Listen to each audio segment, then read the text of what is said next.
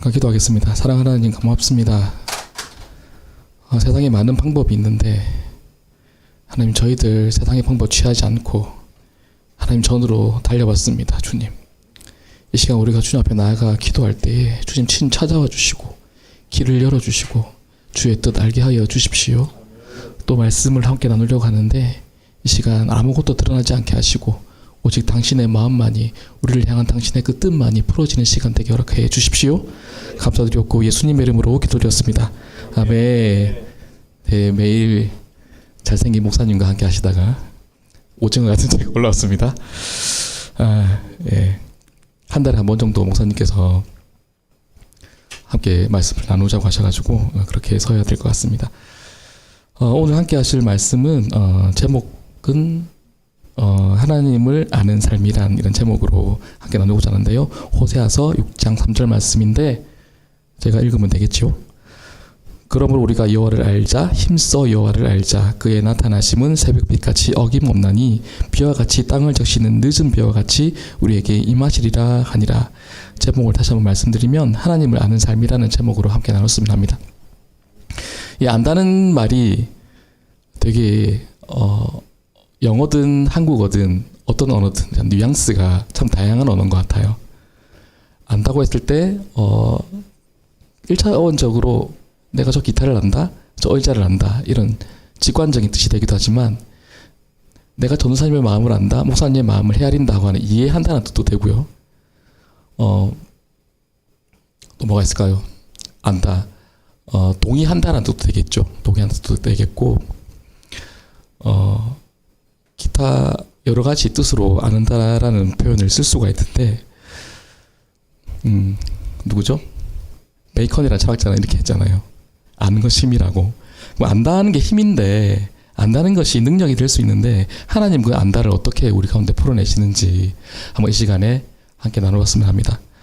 하나님 안다는 것은 어떤 것이 있을까요? 첫 번째로 지식으로 하나님을 아는 것이 있겠지요. 우리가 교회 와서 목사님 설교 말씀을 듣는다든지 저는 열심히 하고 있지 않지만 어성경을 열심히 한다든지 그 다음에 제자교육도 있겠고 큐트도 되겠죠. 묵상이나 이런 것들이 하나님을 아는 길일 것 같습니다. 베드로후서 3장 18절에 이렇게 되어 있어요. 오직 우리 주 곧 구주 예수 그리스도의 은혜와 그를 아는 지식에 자라가라. 영광이 이제와 영원한 날까지 그에게 있을지어다. 어디에 자라가라고요? 지식에 자라가라. 이 뜻이 그노시스인데 풀어내려면 여러 가지 뜻이 있어요. 그렇게까지는 제가 따지는 건 아니고 영어 성경에는 knowledge라고 정확하게 나와 있더라고요. 그러니까 지식. 제가 지금 말씀드리는 것은 표면적인 지식을 쌓는 것을 말하는 거죠. 말씀의 창세기부터 요한계시록까지 말씀에 무엇을 말씀하고 있는지, 그 뜻이 무엇인지 그런 것들을 말씀드리는 거겠죠. 그것을 알면 당연히 하나님을 알겠죠. 그렇죠. 디모데후서 3장 16절에는 뭐 읽지는 않겠습니다만은 모든 성경은 하나님의 감동으로 된 것이라고 됐잖아요. 그러니까 하나님의 감동으로 했다는 것들은 하나님께서 성령께서 영감하셨다는 뜻이니까 당신의 뜻을 성경에 풀어넣었겠죠.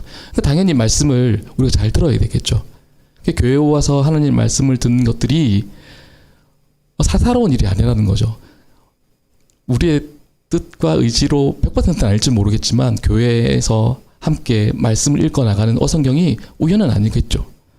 그리고 우리에게 주신 그런 큐티나 묵상하는 그런 습관들이 우연은 아니겠죠. 이 모든 것을 통해서 하나님께서는 뭘요? 하나님이 어떤 분인지 우리에게 풀어주신다고요. 특별히 지식에 대해서 하나님이 어떤 분인지 그는 질투하시고 보복하시고 너그러우시고 그러죠. 이런 것들이 다 어디에 나와 있어요? 하나님은 사랑이시다가 어디 나와 있습니까? 말씀에 있으니까. 말씀을 모르면 이것이 하나님께서부터 온 건지 어디서 푸는지 분별할 길이 없는 거겠죠. 세상에 좋은 책 많잖아요. 거기에도 하나님의 좋은 말 많습니다. 아까 말씀드렸지만 베이컨의 같은 철학자들도 좋은 말 많이 했죠. 하지만 그것이 하나님으로부터 온 것이 아니라는 것은 우리가 구별해야겠죠. 판단해야겠죠. 그럼 어디를 알아야 돼요? 지식을 쌓을 수 있는, 지식, 하나님에 대해서 풀어낼 수 있는 말씀을 알아야 된다는 뜻이겠죠. 그런데 말씀을 너무 강조하면 어떻게 될까요? 말씀만 강조한다. 제가 극단적인 예를 좀 드는 거예요. 말씀만 강조하면 어떻게 될까요? 소위 얘기하는 율법주의적인 교회가 되겠죠. 판단의 영임에서 다 판단하고 다닙니다. 김 집사는 저래서 안 돼. 박 권사는 저래서 문제야. 목사님 설교가 그게 뭐야. 그 부분에서 틀렸어. 이런 판단의 영임하는 거죠. 하나님 기뻐하실까요? 안 기뻐하세요. 하나도 안 기뻐하세요. 왜요? 그건 율법주의거든요. 사람을 묶는 거거든요. 그래서 이런 것들에 대해서 교회에서 우리 교회는 아직 큰 공동체는 아니지만은 지금부터 그런 것들이 일어날 수 있겠죠. 그래서 우리가 이런 것들에 대해서 주의해야 된다. 이런 말씀을 좀 드리고 싶고요. 제가 우리 설정을 잘못해가지고 두 번째로 하나님을 안다. 개인적 경험이 있을 수 있습니다. 우리가 교회를 좀 나가고 좀 어느 정도 연수가 찼으면은 어디를 데리고 가요? 수련회를 데리고 가죠. 굳이 가기 싫은데 또 어디를 데려가요? 산기도를 데리고 가요. 굳이 가서 왜? 어두운데, 추운데, 깜깜한 밤에 가가지고 또 피곤한데 왜? 저 멀리까지 가가지고 그 시간 허비해가면서 해야 되는지 모르겠지만 갔는데 뭐가 일어나요? 역사가 일어나죠. 그날 밤에 역사가 일어납니다. 어떻게 임하세요? 성령께서 우리 가운데 임하셔서 뭘 받죠? 성령의 은혜를 받는 거죠. 그래서 이전 사람과 이후의 사람이 어떻게 돼요? 사람들이 보기에 엄마가 아빠가 평가하기에 이상한 사람이 되겠죠. 전과 다른 사람이니까. 그게 우연일까요? 아니죠. 누가 인도하신 분이요? 성령께서 인도하심이죠. 바로 그런 거죠. 그래서 요한복음 21장에서 예수님께서 다시 나타나시죠. 제자들을 만나시잖아요.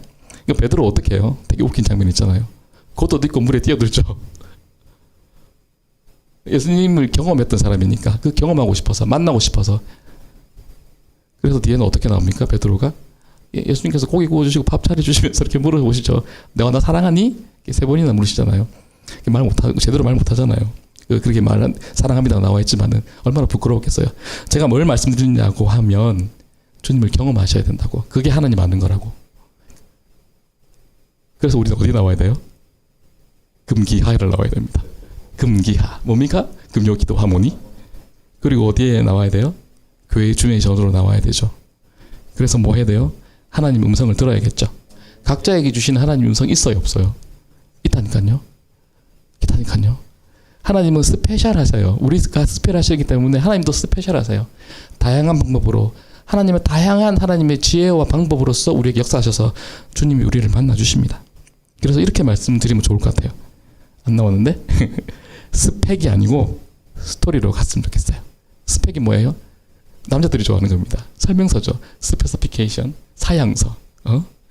요 장난감에 조리하는 장난감 안에 뭐가 들었는지, 팔은 몇 개인지, 다리는 몇 개인지 이런 것들 지시하니까 색깔은 뭔지, 어디 결합해라.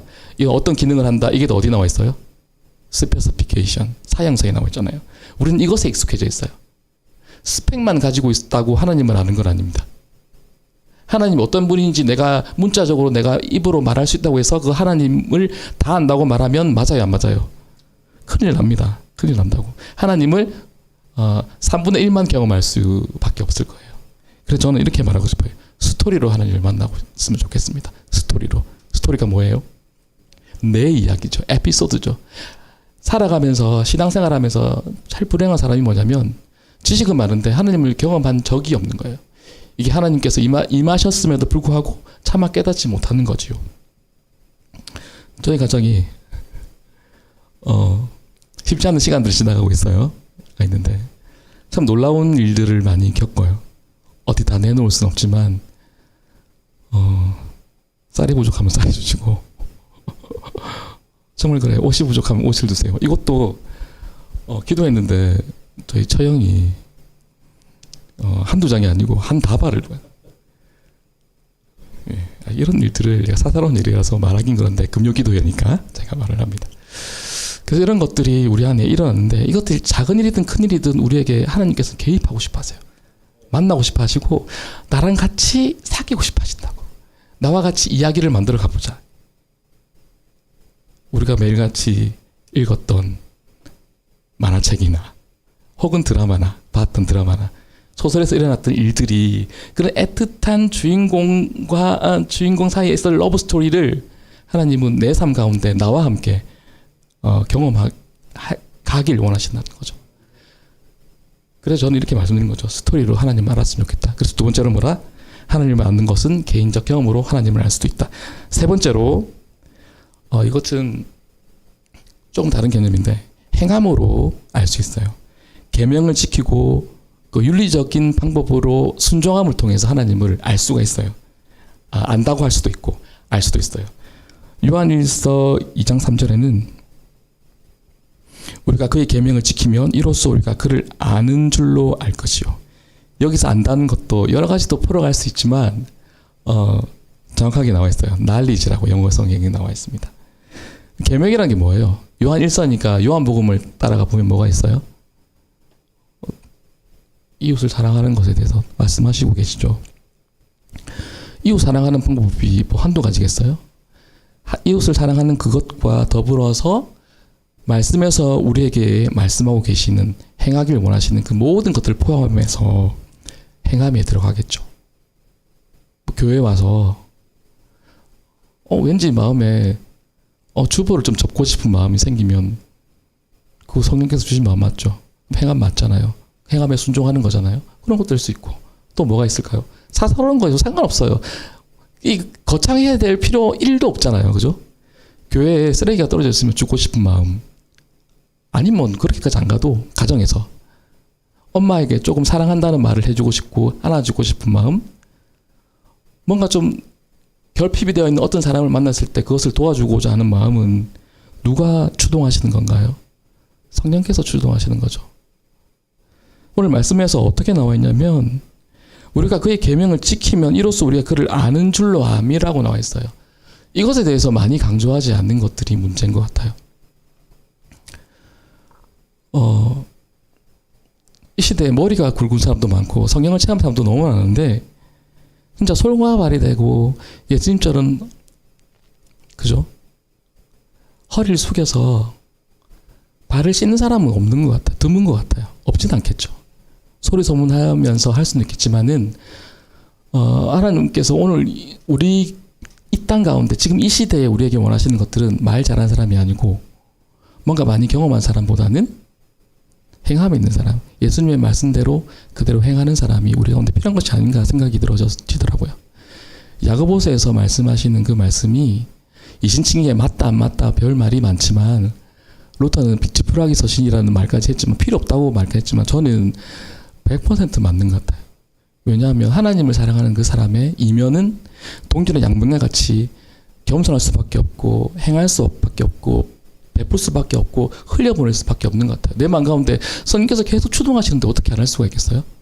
그래서 다시 한번 정리하면 행함을 통해서 계명을 지킴으로써 우리가 하나님을 알 수 있다는 거죠. 제가 앞에 말씀을 안 드렸는데 개인적인 경험만 강조하면 뭐가 될까요? 신비주의가 되겠죠? 그래서 다 필요 없는 거예요. 나 하나님 만났어요. 다 필요 없어요. 네가 뭐라 말해도 네가 어떻게 얘기해도 나는 상관없다. 목사님이 뭐라 말해도 저는 하나님 만났는데요. 하나님 만난 적 있어서 이렇게 얘기하겠죠. 신비주의로 갈 위험이 있는 거죠. 또 지금 행함만 얘기하면 뭐가 될까요? 세속주의예요. 오히려 세속주의입니다. 자유주의 신학이 뭘 강조합니까? 이웃사랑 강조합니다. 가톨릭에서 뭘 강조합니까? 예, 이웃사랑 강조해요. 왜냐하면 그게 구원의 길이에요. 그래서 자기들은 하거든요. 제가 하지 말란 뜻이 아니고 교회가 말씀도 없고 성령도 없는데 행하면 하나님이 없어요. 내가 하는 거예요. 내 의로 하는 거지 절대 하나님께서 우리 가운데 역사하셔서 하는 것은 아니라는 것. 그럼 이런 모든 것들을 종합해 봤을 때 다 필요한 거죠. 지식도 필요하고 하나님 경험하는 삶도 필요하고 행함도 필요하는데 하나님을 안다는 것들은 결론적으로 얘기하면 넘겨주시면 감사하겠습니다. 제가 복잡하긴 한데 융합적이라는 거예요. 한 가지로 결론 지을 수 없다는 거죠. 지식, 경험, 행함이 합쳐져서 하나님을 아는 것이라고 말할 수 있을 것 같습니다. 근데 이것들 많이 들어보지 않았어요? 지식, 경험, 행함. 지정의가 비슷하죠. 지정의가 뭐예요? 우리가 믿음으로 나아갈 때, 믿음을 보통 얘기할 때 지정의로 균형 잡힌 신앙이 되어야 된다고 보통 얘기를 하잖아요. 같은 것 같아요. 제가 말씀을 봤는데 같은 개념으로 우리가 받아들이면 수 있겠더라고요. 근데 균형을 이루는 융합적인 상태 이렇게 표현하면 좀 문제가 있는 것 같아요. 균형에 대해서 많이 강조해요. 사람들이 보통. 목사님들도 강조하기도 하고 일반적으로 균형에 대해서 강조하는데 하나님의 균형 그게 아닌 것 같아요. 그게 뭐냐면 저는 조율에 가깝다고 생각합니다.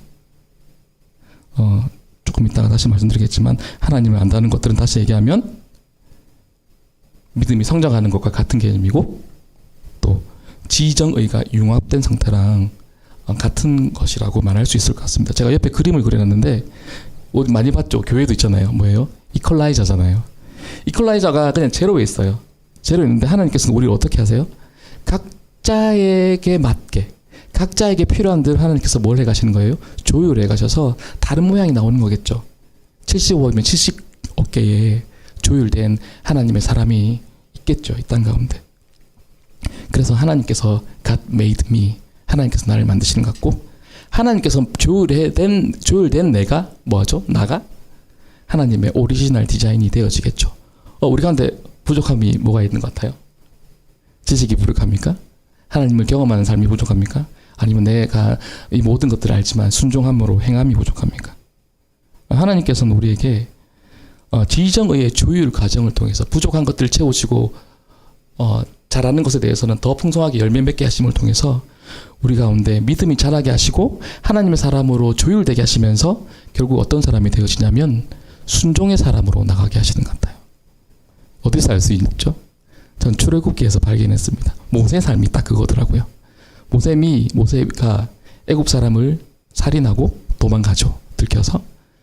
한참 뒤에 발견했잖아요. 출애굽기 2장에서 발견되어지는데 도망가는 것들 장면이 나오는데 읽지는 않겠습니다. 3장에서 뭐가 나요? 드디어 이제 하나님을 만나게 시작하는 거겠죠. 그때는 어떤 상태예요? 조율된 상태. 100%는 아니겠지만 계속해서 우리가 조율되겠지만 하나님께서 쓰시고자 하는 사람으로, 어떤 사람으로? 순종하는 사람으로 만드시길 원하시는 것 같아요. 그래서 제가 여기까지 하고 정리할게요. 뒤에 조금 있는데 시간이 많이 가서. 그래서 저는 이렇게 정리하고 싶어요. 하나님을 안다는 것은 하나님을 알아서 그 하나님을 경험하고 그 말씀을 행하여 순종으로 나아가는 길이라고 말씀드리고 싶습니다. 궁극적으로 순종에 도달하길 원하시는 것 같아요. 우리 각자의 삶 가운데 여러 가지 삶의 환경과 여건과 고난도 있겠고 주어진 일도 있겠고 책임져야 될 일도 많고 머리가 많이 복잡하고 그렇잖아요. 그런데 하나님께서는 이 모든 삶의 여정을 통해서 궁극적으로 뭘 하기를 원하시냐면 내가 순종하는 삶으로 나아가길 원하시는 것 같아요.